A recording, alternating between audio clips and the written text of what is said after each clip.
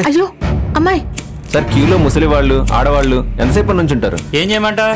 ఇంటింటికి ఒక్కొక్కరిని పంపించమంటావా? పని అవ్వాలంటే ఆఫీసుల చుట్టూ తిరగాల్సిందే. చూడక స్కూల్ పరిస్థితి ఎలా అయిపోయిందో.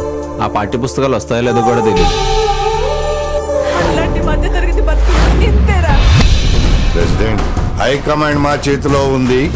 మేము ఏదైనా చేయగలం. మనకంటూ ఒక కాలం ఉందిరా, మంచి రోజులు వస్తాయి. వేట మొదలైంది.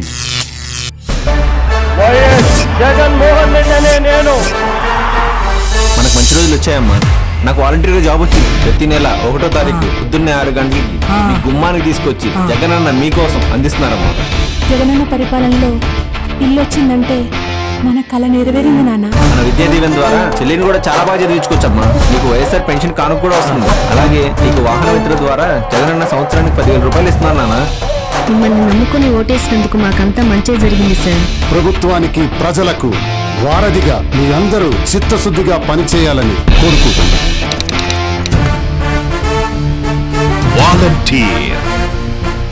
Coming soon in your near theaters.